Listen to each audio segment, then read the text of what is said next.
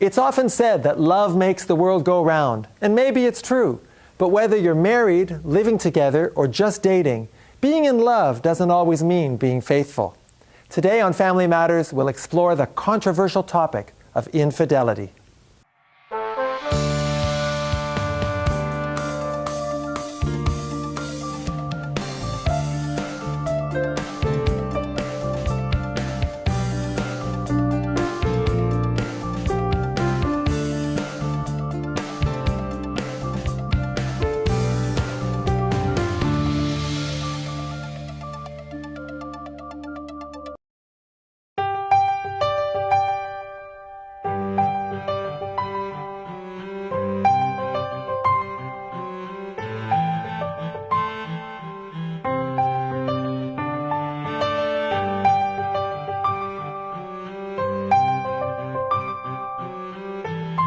Separation and divorce are difficult.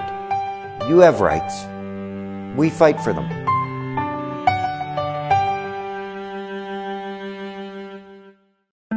Why do people hire family lawyers? The most important reason is to protect their children. I'm John Schumann, the head of the family law group at Devery Smith Frank. Clients also want to protect themselves, protect their finances, and plan for their future. Contact me at 416-446-5847 or at www.deverylaw.ca. We will protect and guide you. At the Watson Gopel Family Law Group, our focus is to work with our clients to keep costs, conflict, and emotional stress low while trying to achieve favorable legal results. Our lawyers are skilled in traditional family law litigation, but we pride ourselves on promoting innovative, out-of-court options such as mediation, arbitration, collaborative law, and parenting coordination. Your family law issues are unique, and our approach reflects that. Watson Gopel, contact us today.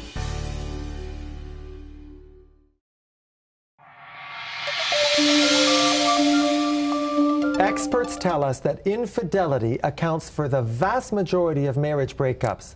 That's not surprising given all the temptation created by the internet. But still, I wonder why so many people find it impossible to be faithful to their partners. And what happens when they get caught? Is there a way to save a marriage after a spouse has had an affair? Should you even try? That's the topic of today's program, so get ready for some animated discussions. Our first guest is social worker David Fetter, who specializes in helping people deal with the impact of having had an affair. David, welcome to the show. Thank you very much. You operate a website called mylifeafteranaffair.com, and I found it was full of all kinds of really helpful information, both for people who have perpetrated an affair and also for the innocent party. What brought you to create such a website? Well, one of the things I realized when I became interested in infidelity was that infidelity, in my opinion, is one of the most misunderstood of human choice and human behavior. Misunderstood? It seems pretty clear to me. Misunderstood in terms of treatment and the services offered or the assistance that could be offered to people. And you actually provide services not just to the hurt party, but also to the party who has been unfaithful, correct? That's absolutely correct. And you say that anybody who has experienced infidelity will get through it. How? Some people get through it without going for assistance, and for those people it's just a matter of time, and I think that people will get through it just with the passage of time, but they won't necessarily recover fully in terms of being able to move on to other healthy relationships. Well, the people I see in court are devastated. The feeling of betrayal and pain when someone discovers that the person that they thought was their life partner has betrayed them and hurt them so badly is absolutely palpable. It's toxic. So how do you help a person who's that devastated get past it and move on? Well, first of all, with the statistics now showing that infidelity, in fact, affects 1 in every 2.7 couples, which is astounding, I felt that people really needed a specialized treatment program. So what is the program? Instead of something that was generalized. Well, what I created was a program that I refer to as Vision. Vision. That's right. So it's a 6-phase or 6-step process. The first is V for vision, in which I help people really to focus on what they want to achieve, where they want to see themselves 6 months, a year, 2 years down the road. I don't go too far ahead. So you look ahead. That's the first step. What's the second? Right. The next step is gaining insight into themselves, into their fears, into their wants, into their desires, and really help them to get in touch with that. Who they are. And what's who the they third are and step? what they want. The next step would be S, or safety. And that is, we must create a sense of safety within the helping process. The first step for that is that the perpetrating partner, or the person who had the affair, has to take ownership of the decision to go outside the relationship, and they need to take responsibility for that. That's right. And then what's the next step? The next step is making intelligent choices, choices that are consistent with the vision that they create, making sure that the choices they make are consistent with that vision and not going to take them off course. So be intelligent about it. That's right. And the next step? The opportunity is making sure that, or shall we say, it's the true step of recovery when they could change the victim status and the tragedy of the affair into seeing it as an opportunity for growth. Right. You know, because every experience in life is a growing experience and That's a right. learning experience. Mm-hmm. And what's the last step, the N? Nurture. Doing the work within a nurturing environment, which is based on empathy and compassion. Now, you know, I'm in family court. I see couples who have broken up. But the reality is that many couples actually don't break up. When a person finds out that their spouse has been having an affair, there are people that stay together. Do you help them decide whether they should stay together? The decision to stay together is not mine. But do you help them decide help them get it? there? Yes, I take a look at, or help them take a look at, for example, what the relationship was like prior to the affair. For many people, if they had a solid relationship where they really felt that they were there for one another, and then with time see that the decision to have an affair was perhaps uncharacteristic. We look at the reasons why the affair occurred. So do you help people learn how to forgive and give another chance? And trust again? Some people, that certainly is part of the process. Not everybody will get there. Some people. Well, should everybody get there? I would think there's lots of people that should never trust again. I don't know that I would say that. I think that depending on the reason for the affair or the circumstances, if it's a serial offender, if you will, if it's multiple offenses, then I would agree that forgiving that person is not necessarily in their best interest. But forgiveness is really not for the other person. Forgiveness is for themselves. If I forgive you, for example, if you do something to me, then I'm forgiving you, but really I'm forgiving you for me so that I can move forward in my life without any carrying through with the toxic emotions that I have. Well, it's clear to me that it's really all about maintaining your own emotional health. I want to thank you very much, David, for being here. My pleasure. Thank you for having me. When we come back after the break, we will talk more about infidelity in chambers with psychologist Dr. Erwin Butkowski. Stay with us. Justice Brownstone's wardrobe is provided by D.G. Bremner & Company, a luxury sportswear retailer for men. Visit dgbremner.com.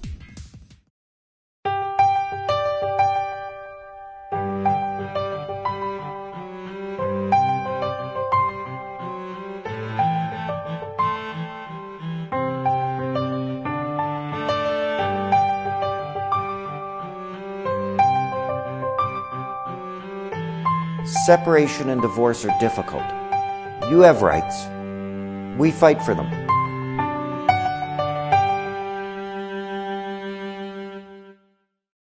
Hello, I'm Michael James O'Connor. Family law requires sensitivity, flexibility, and confidentiality. The lawyers at McConn & Dion, O'Connor & Peterson are trained to use all avenues available, including alternative dispute resolution, mediation, and litigation. Our family lawyers are equipped to handle your needs in a sensitive and positive way. We can help. Please call.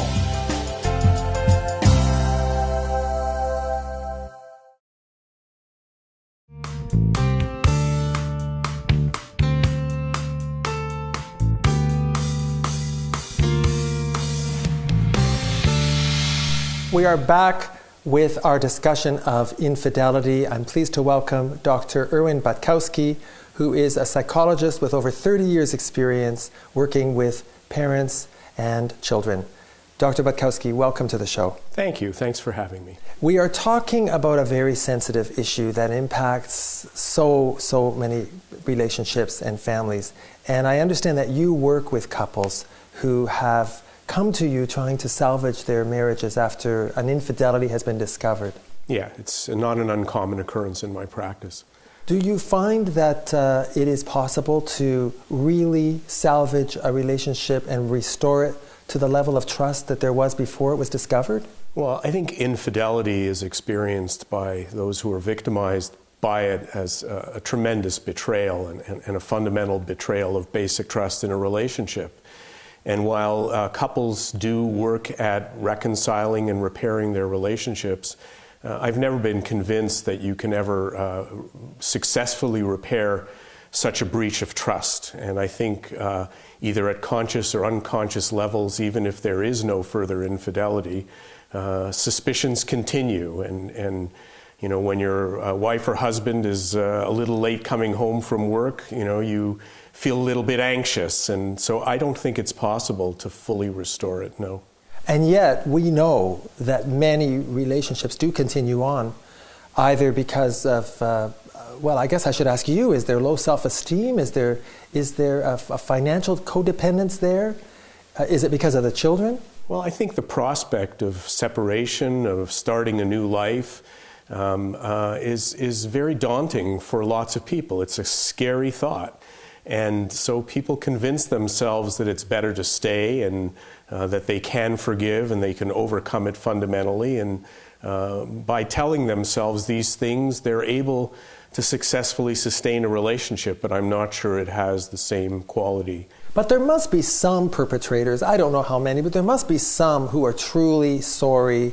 They, not just that they got caught, but that they did it. I'm sure that's true, and I'm sure that many perpetrators of infidelity feel remorse and regret and genuinely commit themselves to a marriage of ongoing fidelity.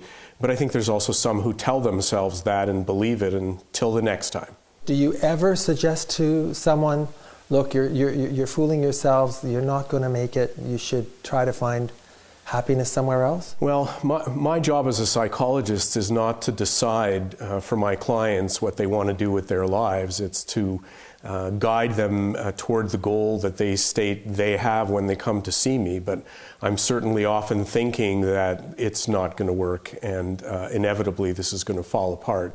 Do you think that infidelity has become more prevalent because of the internet, or was it always there? It was just not as easy to avail yourself of other people to make contact with? Well, I think it's much easier today because of the availability of the internet. It's much easier to meet people. You don't have to go to a bar anymore. You just have to go to your family room or wherever you have your computer. Certainly my experience in the last 20 to 25 years is that the frequency of infidelity amongst women has increased exponentially. Well, they're not doing it alone, so if their incidence of infidelity has increased, I guess that's true for men too. I suppose, but you know, I think historically we know that at least 1 in 4 men engaged in infidelity, and many fewer women did until you know, women became emancipated in the 60s and basically emerged from the kitchen into the workforce, and they have many more opportunities, and the feminist movement has allowed women to be more equal to men, even in ways that are perhaps less socially acceptable and more devastating to families. And what about children? What happens when adolescent, teenage children find out about the infidelity? Is it ever a good thing for parents to discuss this with their children? I don't think so. I think the experience that children have is very similar emotionally to the experience of the victim of the infidelity. They feel betrayed. They feel victimized. They feel as though the perpetrator has somehow ruined their lives forever. And they have to engage in the same process of grief that the victim did. And what about family and friends? You know, sometimes as a judge, what I tend to see gives me the impression in some cases that there's people have aligned themselves with family members and friends who seem to fuel the fire when sometimes the couple's really trying to work it out, but you have somebody in the background, I call them the Greek chorus, saying, I never liked him to begin with, I warned you all along. Do you ever counsel people to try to not include the whole phantom board of directors? Well, it's a tricky subject to talk about because often when marriages are in turmoil, people turn to their families and friends for support, for guidance, for advice. Right. They're needy. But I agree with you. They often interfere. They often influence the outcome. It's like they have their own agendas sometimes. Often they do. They never liked your wife or your husband, and now they have an opportunity to insidiously follow through with their historical agendas. And I guess if the affair was with somebody who's already part of the inner circle, that only inflames the matter exponentially, right? Well, I think it certainly increases the level of betrayal. I want to thank you very much for your insights. I really appreciate you taking the time to come on the show. There'll be more Family Matters right after this.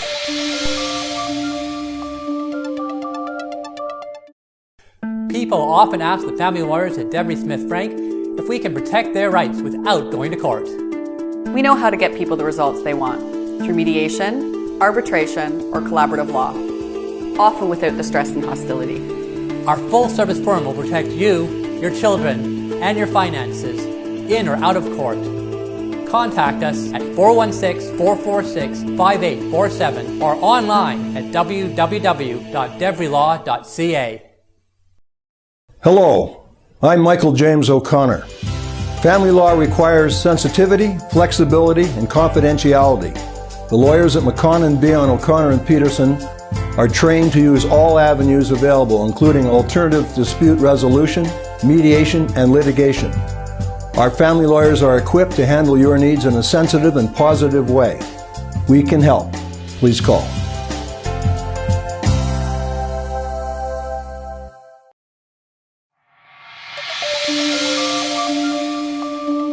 We're in chambers with social worker Howard Hurwitz, who has 30 years' experience working with families and children. Howard, thank you for being on Family Matters. Thank you. I want to ask you about infidelity. What does infidelity mean? I know it has numerous components. What's your definition of infidelity? Infidelity is really when you're no longer committed to the relationship, your primary relationship. Whether it's a physical commitment, an emotional, psychological, you're distracted and you really are no longer interested or satisfied with your significant other. So it can be obviously physical. It can be emotional too? Yes. It can be the kind of thing where you've never met the person, you're having an online relationship, you're on a website, or even a coworker, I suppose. Absolutely. I think emotional infidelity, correct me if I'm wrong, is if the bond that you formed with someone else is stronger than the bond you have with your significant other. You know, all your secrets are told to somebody else, not... Absolutely. And also it may be something that you don't have a strong relationship with that other person, but you'd like to, and there's the desire, and you're starting to develop more of an intimate relationship on an emotional level. And from that desire leads to other elements where you decide you're thinking more about that other person. You're wanting to spend time with that other person. You call the other person. You're emailing them, or you actually physically meet them. So something must be lacking then in your marriage to be seeking out this kind of strong bond with somebody else. Absolutely. I mean, it can be some kind of longing that you're not having in your primary relationship that you're seeking out with somebody else. So that's why that other relationship is very attractive, or you're kind of fantasizing or thinking or wishing to have more of an intimate relationship with that other person. Well, I'm going to be the devil's advocate here for a moment. I think you know that there are lots of websites out there that facilitate people who are attached being able to hook up and have affairs with other people who are attached. We all know about that. And you've mentioned chat lines and all of that. What do you say to people who claim that infidelity is actually good for relationships because if all of your needs can't be met by one person, it's okay to have some needs met by somebody else, because then you'll be a happier person, your relationship will be more fulfilled because you're happier? My view is that that's a rationalization to explain somebody's behavior or justification for why they're involved with somebody else. The research and the information really doesn't support that view. In other words, when you're involved, or when you split the relationship so that you're involved in a primary relationship and everything's good about that except the fact that the sexual or physical aspects of the relationship, so you're going to seek out another relationship elsewhere. When you split elements of the relationship, that's not healthy, and that contributes to all kinds of emotional problems and anxiety and conflicts within you if you're the one having that other relationship. So I don't buy that. You don't buy it? What about the person who finds out that their partner has been deceiving them? What does that do to a person? Well, that's a horrific experience. It's a traumatic experience. It's really emotionally devastating. Absolutely. Often the person who discovers that their partner has been in a relationship feels a sense of betrayal, sometimes shame, embarrassment. There are many factors. Often the two people have built a life together. I would think that you'd feel like you've been thrown under a bus. Absolutely. And it's not often talked about when we who are in the family law world, we see the couple. But sometimes I think about the person, the mistress, or the offside boyfriend. Right. What about that person? What does it do to a person's own sense of well-being to be having a relationship with someone who's attached and who's not ever going to be totally committed to you? Nobody wants to be in that situation. Nobody, to use your term, the mistress, nobody wants to feel as though they're secondary. So why do people do it? Well, there are lots of reasons.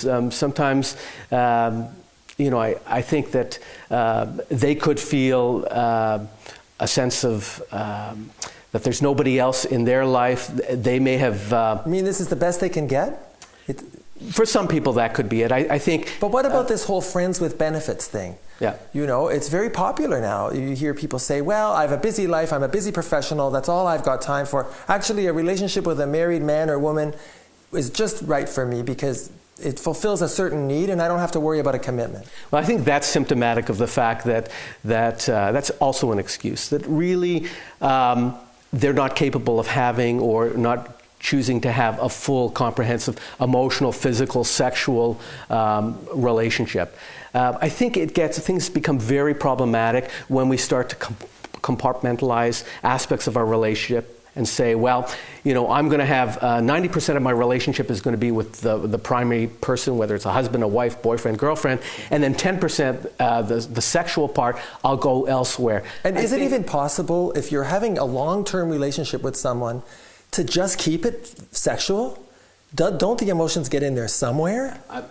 It's very difficult to do that because even though you go into, let's say, an affair or a secondary relationship with the intent of friends with benefits or just a sexual thing, it's very hard for people to compartmentalize and say, well, we're just going to have a sexual relationship without beginning to see that there's an emotional connection. We see examples of that in movies or people, perhaps with people we know in our own circle of friends, where those relationships end very unhappily.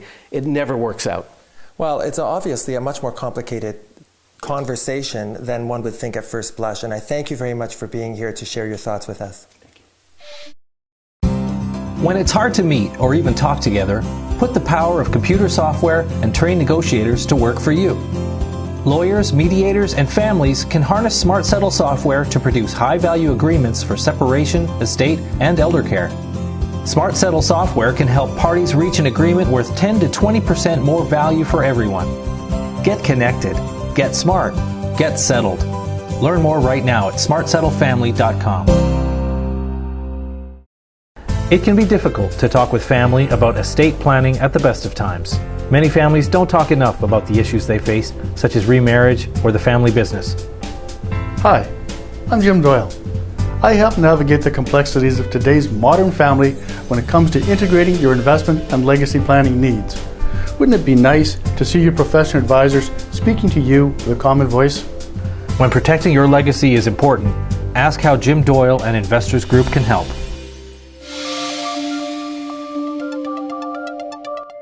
I'm Lauren McLean. Today on Q&A, our question is, my spouse committed adultery. Does it mean I get more or less support? North Americans are governed by a no-fault system for divorce that does not focus on punishing someone who had an affair that has no economic impact. This approach saves divorcing couples thousands of dollars and wasted energy. In rare circumstances, adultery can be relevant to a claim for spousal support. To win, you need to prove you're unable to work or become self-supporting as a consequence of being devastated by the affair. Now, we all need to recognize that marriages are complicated institutions whose failure can rarely be attributed to one party or the other. Was the affair as a result of a bad marriage, or did it cause the marriage to go bad?